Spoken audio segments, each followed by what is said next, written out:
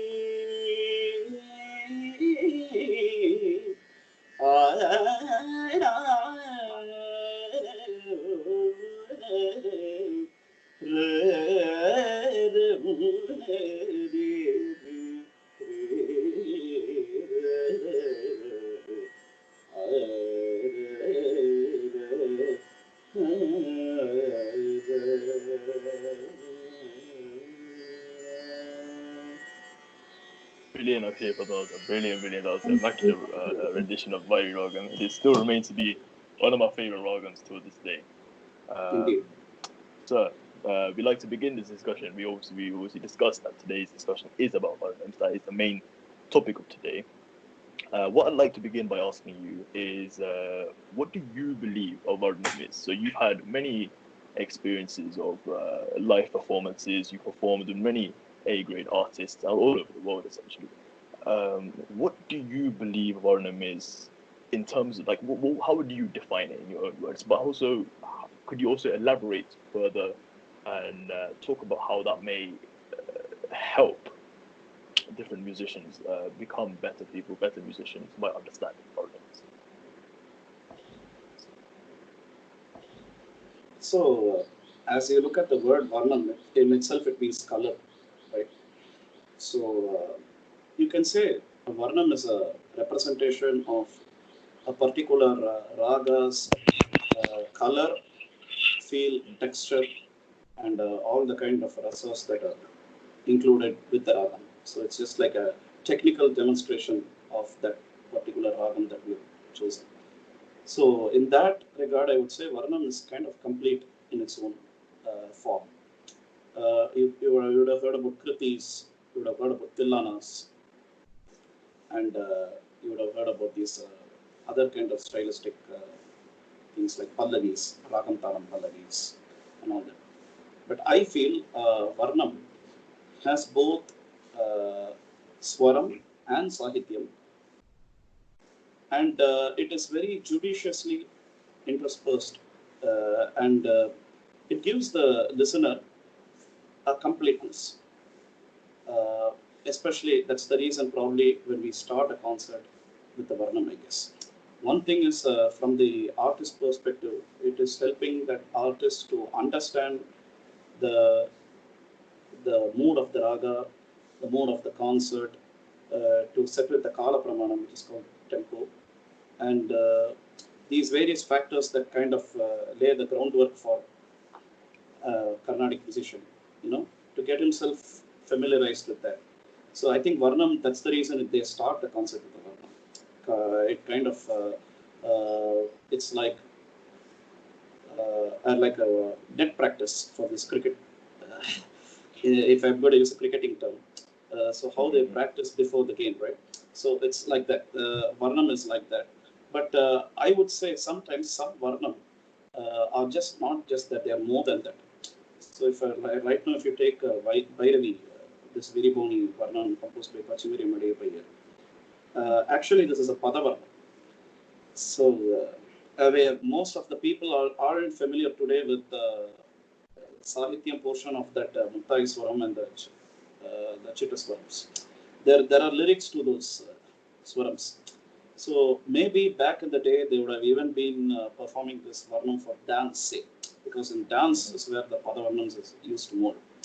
But I think Carnatic concert musicians would have probably been satisfied with just the Swaram version of this song. So that's why Probably that version got more popularity, uh, or I would say it got acceptance. You can say like that. But this is actually a Padavarnam. But the beauty of this Varnam itself is in the composition. It is the various shades of Bhairavi, the various modes, and it's about Mannargudi Rajagopala Swami. The deity is it's about that deity of the temple in Mannargudi.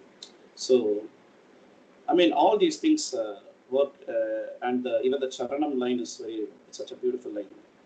It's very expressive in that. Chiru Navu Momuna means one with a smiling face. The deity is the one with a smiling face in that temple. So, I would say these add layers to that Varnam. It's not just a practice thing, it's not just that. So there are more layers to that. Like it's like Easter eggs. You kind of figure out at each and every time. That is why I feel many even respected, established Vidwans praise Varnam a lot, because for them every day is a discovery. Each day they practice that same Varnam, they probably discover something new. I've heard about one Mathuraitian Seshagopalan when he kept practicing Begada Varnam every day. And every day after singing that, he used to remark, I learned only Begada today, or something like that, to that effect. Probably, I think it is music itself is an ocean, in that sense. Like we only know a drop of it. So it's a process. It's a process of discovery, and it's an evolutionary process. So Varnams, I would say, it has the complete package: Swaram, Sahityam, Jatis, Padams. I'm talking about the various types of Varnam. So as much as many teachers say, keep practicing and keep working on the Sarali Varsais, the Dhatu Varsais, and the introductory lessons that every Carnatic music aspirant starts learning. I would say Varnams are easy and a quick fire way to achieve that. I'll tell you why, because one thing is it has everything about the ragam. Another thing is if you look at, say, Varnams like Mohanam, Linnukuri, and if you look at Shankarabharam Sami Nine or Hamsadwani Jalajaksha, these are kind of composed keeping a young student in mind, I would think. Or you would keeping in mind about a person who's just beginning, Viriboni might be like on the other side of the spectrum. But at least I would say Linnukuri and Jalajaksha is composed with a beginner in mind, because normally those are the varnams that they teach for the beginning students. And why do they do that? Because I think they should get a taste of what Carnatic music is right from the start, without overwhelming them with too much of nuances and information. And I think these varnams are like the beginning point for that, so that not only do we get to dip into the waters of Carnatic music, we might be like a baby elephant playing in the pond, like having fun. So it's like that. But this is just for initially to get overcome that fear. A lot of people have the fear that Carnatic music is very complicated and very difficult and tough.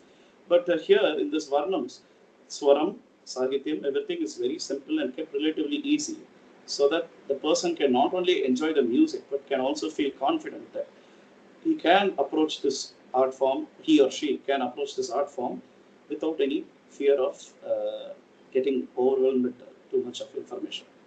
Sure. So I think in that regard, Varnams are good for the beginning aspects. Thank you very much. So okay, so this is just a personal question for you. So before you go to attend a concert, sometimes you might decide to prepare with the musicians that you have to perform with. Do you let them know the Varnam that you're going to sing before? Do you let them know anything about Chittes Varnams or anything like that? Or is it all completely... It kind of depends. See, normally, I'm not saying many artists ever talk about their concert lists to their co-artists. I think the Mridangan person is the last person to find out about the song list. Yeah, actually, to tell you the truth, the Mridangal person is the most concerned person because he has to know that. That's right. So normally for me, some artists they ask, some artists they don't. Either way, I think maybe it's about time. Maybe we artists also let them know about it. On our own. I mean, there's nothing wrong in that. Even if they ask, there's nothing wrong because it's perfectly good reason why they're asking is to make your concert a success, right? They don't want to sound out of place. So to know what Varnam you're singing, so that they can get into that mindset or groove also. Maybe they don't need to even practice it, but at least they need to get into that zone. That's right. So they need to know what Varnam you are beginning. But let us say like this: if as artist wanted to really know how the other artist is, what he is going to do, it's better to listen to them to their concerts. Like back in the day, I think I heard Karekudi Mani sir tell in an interview that if he is going to accompany some very special kind of an artist, say somebody like Chengal Ranganathan or T.R. Subramaniam, or some such artists who are experts in a particular field, say Ragam Taram Pallavi, who are experts in nadais, who are expert in kind of complicated aspects of music. Back in the day, we didn't have so much of technology, so they really had to either go and physically listen to their concerts and get a feel of how this artist is going to go about the concert. And also communication wasn't that fast because you had only the telephone and most people didn't have that. And you had to correspond in letters and the letters will take their own sweet time to reach. So I heard Mani sir say that when he went to his guru, he asked him, sir, tomorrow I'm playing for such and such a person, so what am I supposed to do? So the guru, I think, advised him, you fail. He told him, you fail. Because only if you fail, you will learn something. Only if you feel ashamed of yourself, you will put the effort to try to learn it somehow. Because if I give you everything, it's not that you're going to do it right the first time. Either way. So it's better to experience it, fall down and recover from it. Because that way you're only getting better at yourself. So that I think that should be the right way of doing it. But that's just my personal opinion. But there is nothing wrong in telling about your things to the artist because at the end of the day, we all want the audience to have a good experience. But normally, a mridangist or some violinist, whoever is entering the field, probably they would have started by accompanying these varnams or basic varnams. So since they have basic knowledge of those varnams, I think that's the most important thing. The accompanist should have at least a basic working knowledge of say 10 varnams, which includes a mixture of both Adathalam and regular Adithalam, or even Rupakathalam or Misra Champai, whatever varnams are there. So at least one from each, or one from a composer, say Lalgudi Jairam, one from TRS, one from the traditional set of varnams. So Veena Kupayar, like that. So you have like a solid 10 varnams to work with. I think that should be enough for a co-artist to understand how a particular varnam an artist is going to sing and how to. Sure, thank you very much, sir. I think Abhishna has some very pressing questions. She's been eagerly waiting. About Bharatanatyam, I'm going to hand it over to her. Yeah, so as you were just saying how percussionists and vocalists have to mingle together, in that sense, when it comes to dances and a dance performance or an arangetram, how do you as a Carnatic vocalist accompany the dancer in order to portray the story or portray and support what the dancers are trying to portray to the audience? So first of all, let me say, since dance is such a visual art form, I think all the more it is very essential and it's important that the musicians kind of enhance that and not just do it by the book. So they should take that care to enhance that particular, because If badly, it's like a badly translated dubbed movie or something. If the music is not up to the what the dancer is trying to evocate through the abhinayam.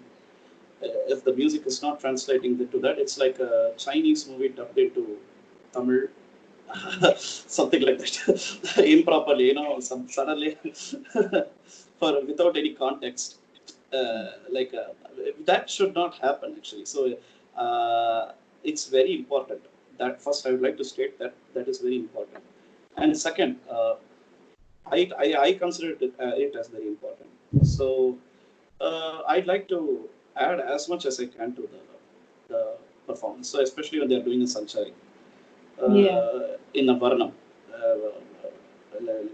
let us say they're doing this particular Varnam, Sendil Nagar Mevum Deva in Neelambari. Okay, they're doing the various that Sura Samharam and those kind of source stories in that. At that moment, maybe we can sing, say, a Tanam or a Swaram or something in a higher tempo, that is a relative higher tempo, and we can enhance it our own way. We don't have to just keep singing the same line again and again, since the dancer is essentially only doing a Sanchari or letting the instrumentalist alone do it. We can kind of mix and match with them and try to make that just as much like Neraval singing. We can try incorporate Neraval singing into that Varnam. And what is Neraval? Neraval itself is just extrapolation of that particular bhavam or bhakti or whatever is in that line, the context, right? If we are doing it for Kritis, why not do it for Varnams? So I think that is how I would like to personally enhance, say, a dance performance. Because in the Sanchari, there is scope for that. It's like the Manodharmam portion for the artists, right? Both for the dancer and for the orchestra. What do you think is, as you said about Thana Varnam, Pada Varnam, like that, what do you think is the difference between singing for a music concert and singing for a dance concert as such? What are the differences and similarities? The time is the difference. Okay. So in the Carnatic music concert, like I already mentioned, the Varnam is typically 5 to 6 minutes, or if it's an Adatala Varnam, say 7 to 8 minutes, depending on the Varnam. But for a dance performance, that is the main item. It's like 20 to 30 minutes. So what is very important then? I'll tell you, Sahityam is very important, either way. But I feel the Sahityam is even more important in dance, because they are doing different sorts of abhinayams for that one particular line in the Varnam. And I feel it is the duty that for each and everything that she does, we have to correspond to that. Our reply should match to that dancer, what she's doing. Say, for instance, let us say, take this line from a very popular Varnam. Unmurai kettilayo varamanayillayo sevi pugavillayo iniyagilum vaadunayil meeduva. So this is from the Neelambari Varnam of Lalgudi Jairam, Sendil Nagar Mevum. That one line, Unmurai kettilayo varamanamillayo sevi pugavillayo. So it's about that devotee pleading to the God, aren't you not coming? Are you not hearing? Please come now. So each and everything has a meaning. Are you not coming is sung very loudly. Sevi pugavillayo. So that iniyagilo means he's pleading. Please come now. Don't delay. So it's like exasperation. So though the mood matches, it is different for even just those two lines. In that one passage, for those two lines, it's different. So imagine one singer is doing, one dancer is performing that one line again and again and again and again. But she's doing very different things, that is different questioning and answering, Yeah. see the potential of that one thing. That is where you have to literally identify with that song, the composer, the feel. In music, it's more to do with showing the virtuosity, the performance side of an artist. Though the rasa and the meaning is important, since Varnam is not just about bhakti, it also has incorporations of music in it. Music means I meant the theoretical aspect of music. So that's why they say Kriti, Kirtanam. The two words are there. Kriti is something which is a technical version of a song. Kirtanam is something that should be rendered with devotion, with bhakti. That should be the predominance, or that should get the weight in that particular thing. So for dance in Varnam, I would say that knowing the Sahitya Bhava, and because you are going to sing it many number of times, Manodharam is equally important too, because you should not sound repetitive and boring. And another thing is, you should also not sound over the top. It should be balanced. Like the meaning and the singing, it's like tightrope walking. It's not very easy to explain that. When the dancer is doing a lot of things and you are trying to follow each and everything at a very high speed, and you're trying to give emotion to that, you have to either have performed at Varnam many times with that particular dancer, and progressively you are also getting better. One another thing regarding practice I can say is that for dance, these dancers generally they have rehearsals.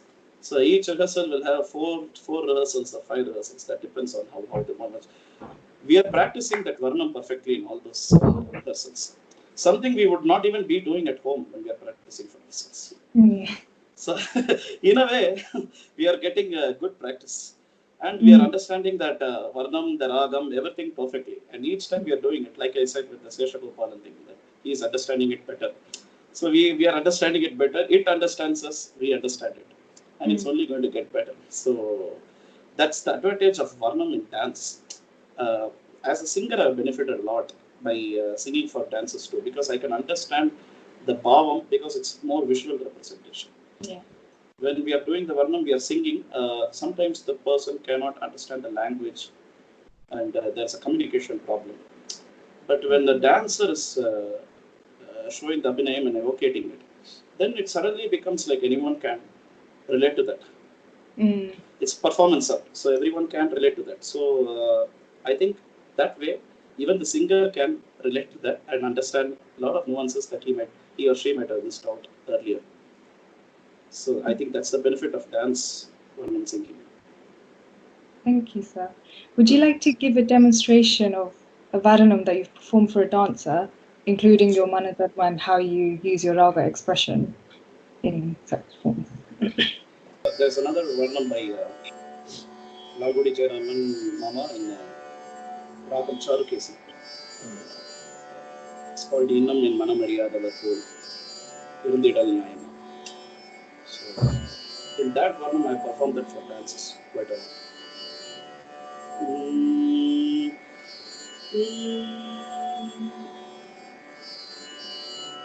Innam Yanmadam Madiyadavathul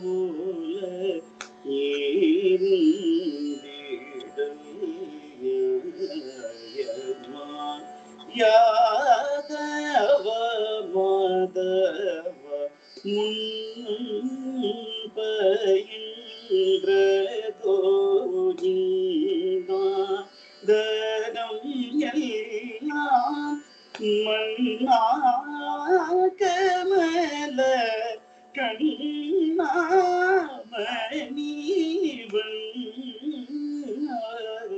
Padadida Pamada Pamagariga Mapa Manidani Padama Pagamagama Padani Sari Gamani Gasani Sadani Pa Dama Paga Mariga Padivilada Ninjum Kandada Paganiravilal Ninendurugiyum Padavidum Payanile Ninayalaithen Manam Saliithen Oru Thunayile பரிவிலாத நெஞ்சம் தந்ததான். So there, normally I think at that particular instance, some dancers I have seen them do like a small story. So பகலிரவெல்லாம் நினைந்துருகியும்.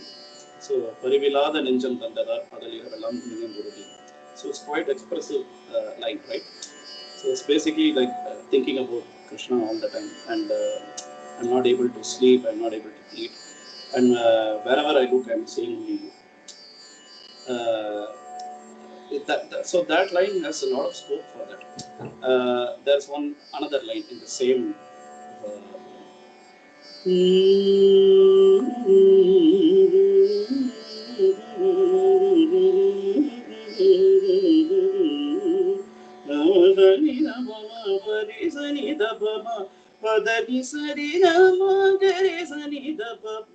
So that line is Vellai ullum vaya, and there's another one in before that. Ullum puram engum isai pongave kozhaludum alaga kanna kurithirayo. In that line, normally I've seen some dancers do Satchari, like say a girl, a gopike, she's doing some mundane chores, mundane activities, and each and every time she's doing something, she hears a flute or the sound of Krishna playing the flute, and suddenly she gets mesmerized by that, and she's not able to focus on her own activities because ullum puram engum isai ponga. So everywhere that music is capturing, it captures your senses, and she is unable to think about everything. So in those lines, you can give a lot of manodharmam portions. Either sing it like a viritham, that is, viritham means like a few lines without any set rhythm, but that is very purposeful and contextual for that particular thing that's happening at that moment. So there, the scope of the ragam is enhanced more than the rhythm. Of course, there is a certain layam in it, but that aside, layam is not the most important part in that. That bhakti is more important. So, ullum puram engum isai ponga. You can sing like that because pongar means like it's bursting, right? So you can understand the word and sing it. Sometimes you can use swarasharams. What are these swarasharams? They are basically musical swarams. That is, the sound is used to represent the particular swaram of a word. So, for example, Samani Gamaja in Samaja Varagamana song. Samani Gamaja Sudha. So that it is like the happy marriage of the lyric and the musical notes.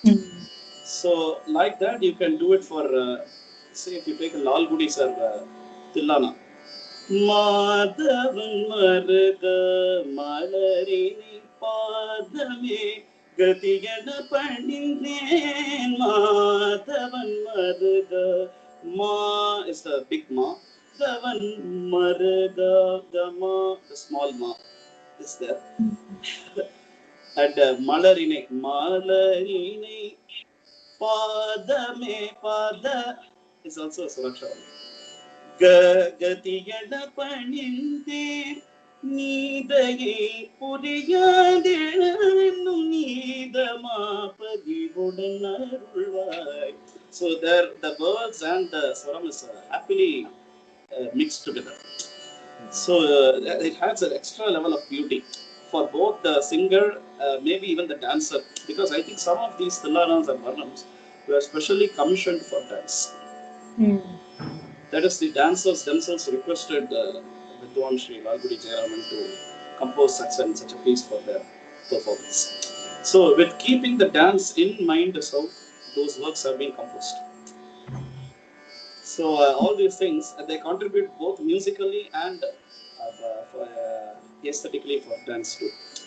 And there's a lot of things we can do with it. One of them is for dancers, which is only going to enhance the performance, and Rasikas or either way, they are going to enjoy that. We are giving them a new kind of thing to expect. Instead of the regular things that we do, we are giving them something different. To give, within the limitations, we are exploring the possibilities. So, Yeah, thank you, sir. Thank you so much. Thank you, Padmanabhan, sir. We're gonna ask one of the last few questions, and it's a bit of a political question, this one. So you've mentioned before about the meaning and the Sahityam, and you've also mentioned that the Bharatanatyam dancers may have a tough time relating to the Sahityam, or the singers, or even the audience may have a tough time.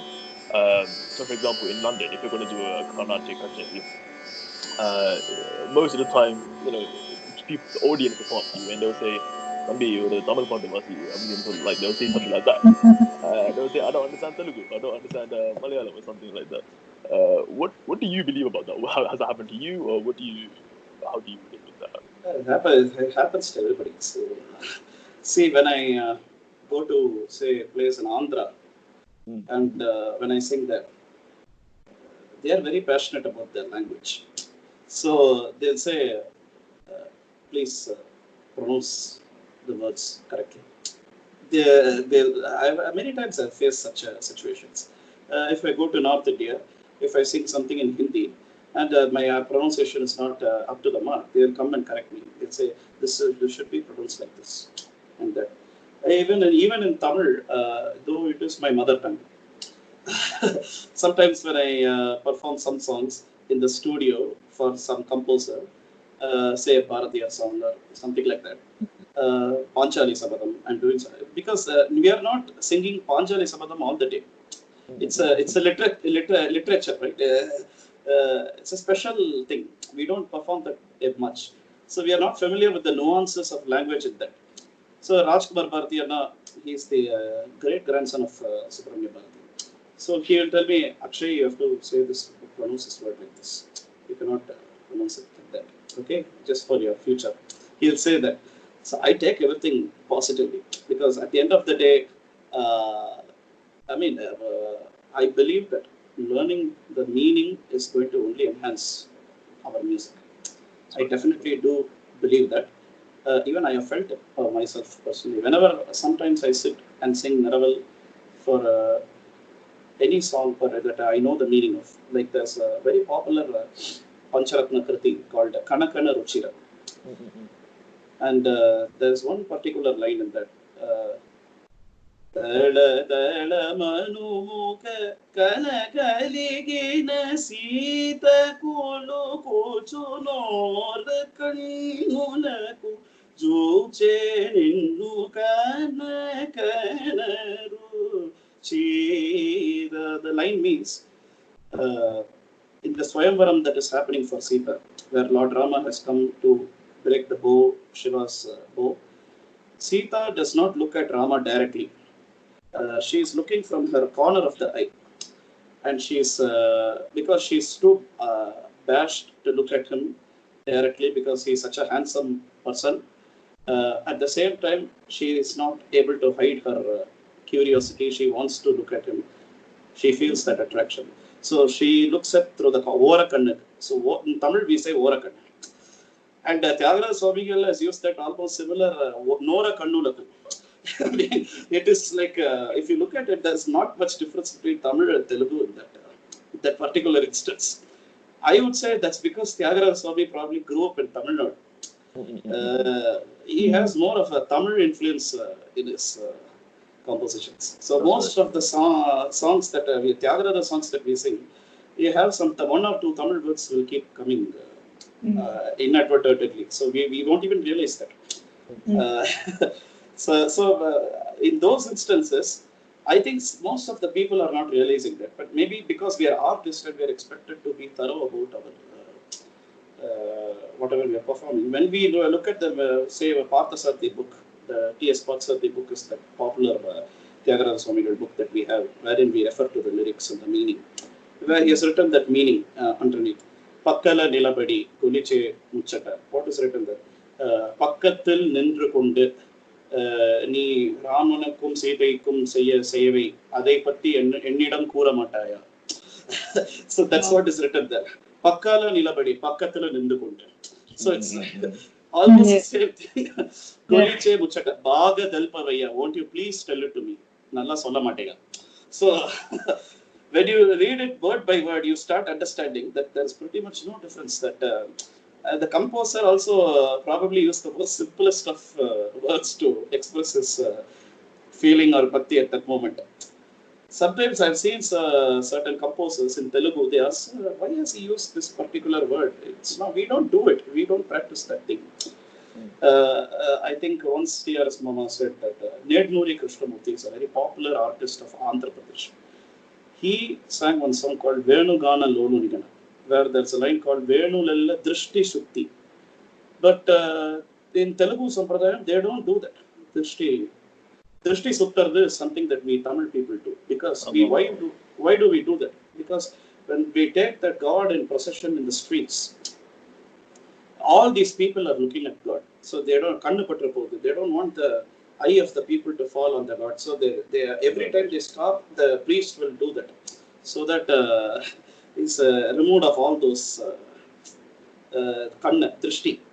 So drishti should be evil eye. So he has used that word in that song, which is Tamil Sampradayam. It is not a Telugu Sampradayam. That's because he grew up in Tamil Nadu.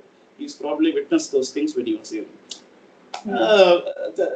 When you understand the language and the context, it definitely adds dimensions. My friend Punnakudi Balamurali Krishna also used to say that a lot to me. In fact, I would say he was one of my mentors in inspiring me to learn the meaning of the songs and go in very deep into that, because you won't know whether you will discover a lot of things about your voice and potential of Manodharmam through learning the meaning. There's a lot of things that are hidden things and that you can discover that. So go into the depth of the song. That's what he used to tell me. So I feel it's very important. You have to know it. But of course, the dance is such a art form wherein you can express that. Sometimes very complex things that language cannot do, dance can do that. And also nowadays they explain pretty much this piece, this item covers these kind of things. You will witness such stories, and they will narrate the stories. So we are giving a prelude or something. So we know what is going to happen, and the performance is only going to enhance that whatever they have explained. So then the Rasika can enjoy the performance, and he can also enjoy the literature. Yeah. At the same time. Thank you, sir. Thank you so much. Brilliant, Padmanabhan. It is a very detailed interview. Yeah. And probably for youngsters and students, it should be beneficial. So I'm hoping that it reaches to them, because they have to benefit more. So thank you so much for the opportunity. Thank you so much. Thank you very much.